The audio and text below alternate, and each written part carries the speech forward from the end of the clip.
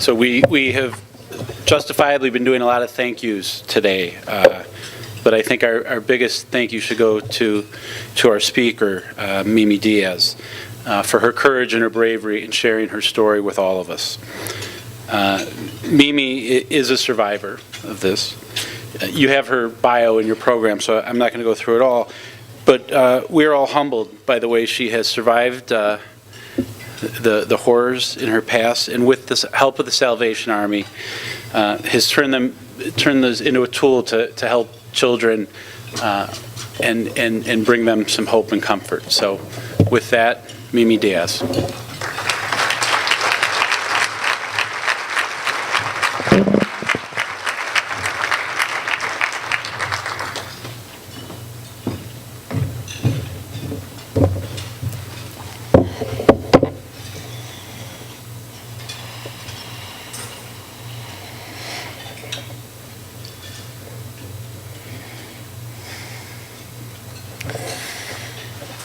Sorry, I'm kind of nervous. Last night I was sitting there and I was trying to think of the words to say and how to get my point across as best as I knew how. And sometimes when I don't know what to say, I'll get really quiet and I'll just wait for the words to come. So last night I did that, and I have a journal that I write poems in. And sometimes my poems can explain a little more than me just having a conversation. So I wrote a poem that I want you guys to hear before I go into my story. When you, sorry.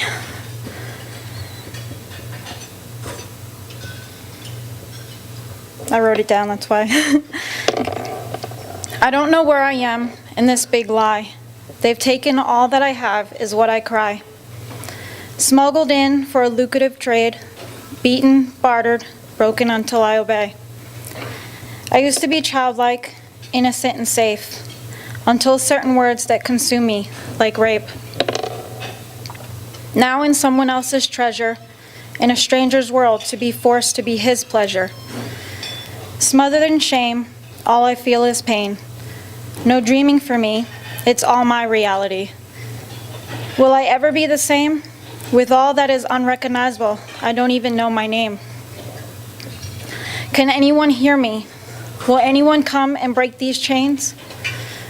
Who will free me from the dark place? Does God see me or recognize my face? Will you rescue and help me? I'm just a modern-day slave wanting to be free. It started with the voice of one, for all the pain to be done.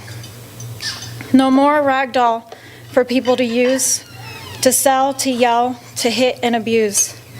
I am now free in more ways than one. I no longer fear or want to run. Jesus had picked me up, dusted me off, and made me new. Praising his name and helping others out of the same torture is what now I want to do. Thank you, Lord, for setting my feet on solid ground. Your love and grace you give me to feel as I listen for your voice, your sound. So don't be afraid to speak up and save. Don't hesitate. Follow your heart. Be brave.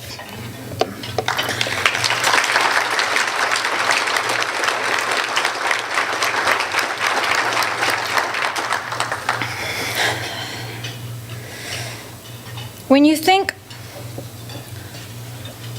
how many in the room, when you think to yourself, have you ever been at a point in your life where you felt out of control? A point where you feel like you have no voice? I want you to think about that moment and think about how you felt.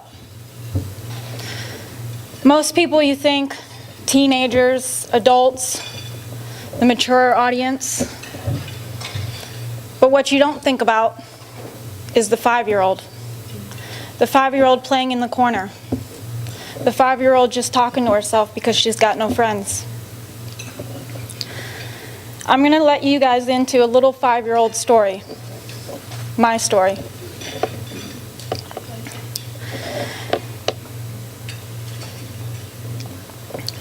For me, that was the age that I had lost control of my life. Starting at the age of 5, I was sold for money. I was sold for the sole purpose to be the breadwinner of my family. When you think of human trafficking, you think of complete strangers. You think of random people pulling another lost soul into the world of human trafficking. For me, it was different. It wasn't a stranger. In fact, it was family. For me, my mother, was the person that sold me. She sold me to men that I didn't know and men that I did know. And it all started with the very first man that I had trusted as a child. That man was my father. When I was really young, my brothers and I had been taken away from our father because he was seemed to be unfit, so he was not allowed to have any type of visitation unless it was supervised. So, my mother, being the person that she was, chasing that American dollar, figured that she could use me to get anything that she wanted. And so for $500, I was sold every weekend to my father. And every weekend, I cried because I didn't want to go, because I knew what was going to happen. That happened for 5 years. In the process of also being sold to my father, I was also sold to men I didn't even know. I would go into a hotel, a local hotel that was, on a main strip of where I used to live. And he was the owner of a hotel. And because he was the owner, he knew people coming in and out of there all the time. So my mother began a great friendship with this guy, and I began to go visit him every Saturday for every type of sexual pleasure you can think of for $850. And for me, I just heard all these numbers. And I just sat there and I thought to myself, is this all I'm worth?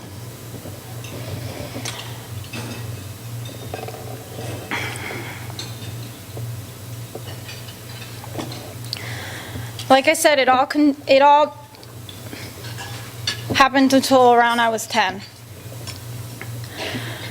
At the same time, we had men coming in and out of our house. Men that would just come to party, have fun, and give my mother drugs. And in return, she would sell me out.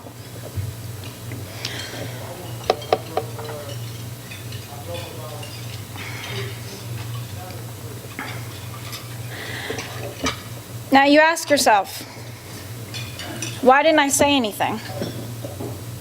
Why didn't I run? Why did I just go along with it? For me, it got to the point where it was just a job.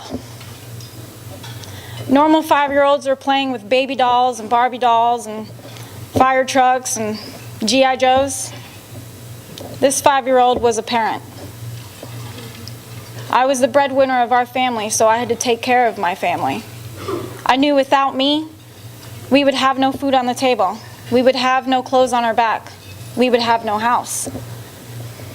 So for me, it was a check in, check out.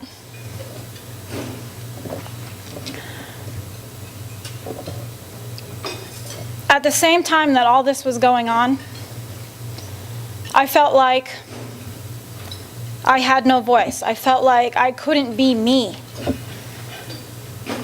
But I did find a place that I could be me. And that was the Salvation Army. When I was young, I used to go into the Salvation Army, and I remember feeling normal. because I was around people my age. I was around people who appeared to me that loved me, not for the American dollar, but for me. When I was 10 years old, I met a lady, a very important lady, and I didn't realize how important she was going to be in my life until later on. But I watched her, like I did with many people. And I watched how she was with her son.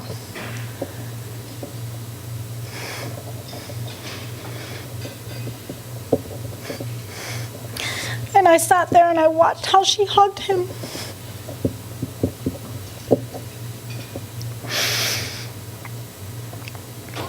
And I thought to myself, why can't I have that? Why can't I feel that? What did I do so wrong that I didn't get that? I would watch her every time I would come in, and I would wait just to see. Wait for that one mistake. Oh, she loves him today, but not tomorrow. I know it. But every day, same thing. And as a little kid, I would watch on TV, Leave It to Beaver, Brady Bunch, Partridge Family. And normal kids, when they sit there and they watch TV, they're like, oh, that's so funny. But I didn't watch TV like that. TV for me was a dream. And that's something I wanted so desperately, to feel loved. Not because of what I was, but for who I was.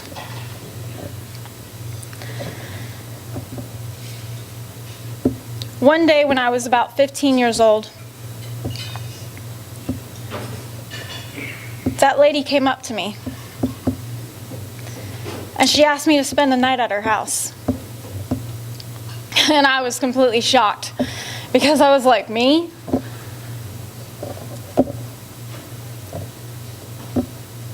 And I remember going over to her house and we sat down to eat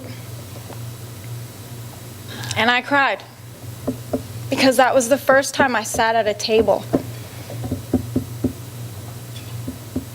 with a family that I saw on TV. And I cried the whole meal.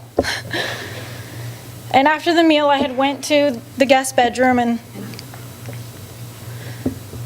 she came in and she looked at me and she goes, is everything okay? And she just gave me that look that melted everything that I had been feeling. And I looked into her eyes and I said, I don't want to go. Please don't make me go. I don't want to go back. I want to stay. And her doing her job,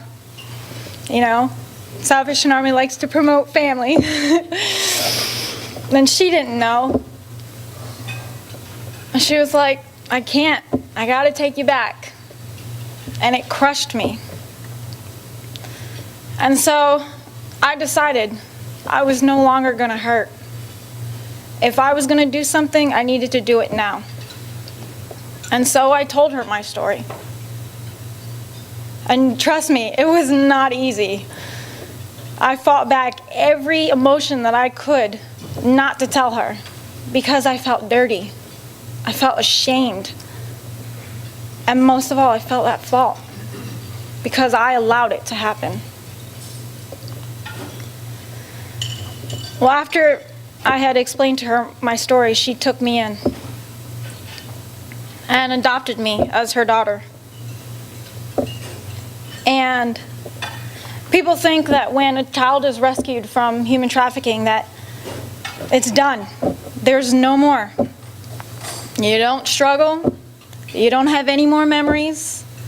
Everything's brand new, rainbows and unicorns. Well, I'm here to tell you it's not true.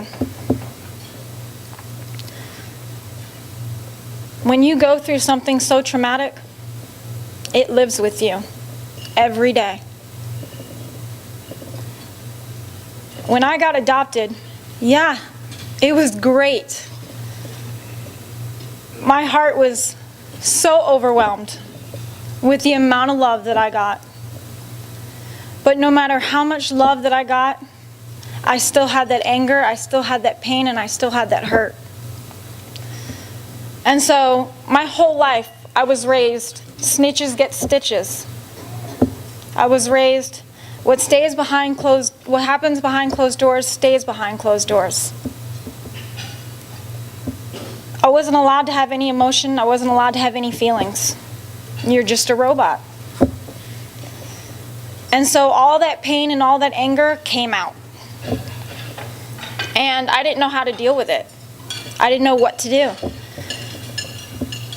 And I will let you know, I kind of shocked my newfound mom because she didn't know. I mean, it was her first time too.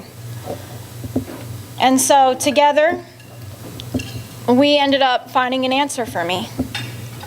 And it ended up going to a home for troubled teens. And it wasn't the place that changed me.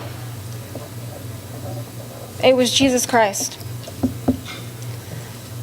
It took me about 1.5 years to realize that when someone says, I love you, it's not for $1. It's not for a pleasure. It's from the heart. And that took a really long time for me to understand that. When I gave my life to Jesus Christ, I remember the time and the day. I went into my room and I slammed the door because I was super mad about something. And I remember when I slammed the door, it was like I was slamming the door on my past. And I fell to my knees and I bawled my face off. And I'm not the type to sit here and cry. But I cried. And I just cried out every pain and every anger and every hurt that I had. And after I was done, I gave my life to Jesus Christ. And at that moment, I had this huge smile on my face. I explain it like a McDonald's smile. I don't know why I do, but I do. I had this huge smile on my face. Now my life hadn't changed. Situations were still the same. My family was still my family. But what was different was in here. It was filled with a greater love than I ever knew. After that point, I had dedicated my life to be the voice, to be that person for, like my mom says, for the Mimis of this world. Because as a little girl, I felt like I didn't have a voice. I felt like no one understood what I was going through. People would say, oh, I totally understand, but they didn't. I was determined that in every way possible, I was going to make it happen for that girl to know that I knew exactly what they were thinking, what they were feeling, and that I was there for them. And that I, with the help of God, would help them through it. I'm going to leave you guys with some numbers that I, even myself, was completely shocked when I read them. Like it was said earlier, 27 million people are enslaved today. 80% of them are women. 50% are children. Every minute, 2 children are trafficked for sexual exploitation. You think to yourself, I'm only one person. What can I do? Well, you know what? I'm here to tell you, as a person who was in human trafficking, it took one voice, one person, to change my life. So together, we can make a difference. Because it only takes one to get another to come together to help a Mimi like me. Thank you.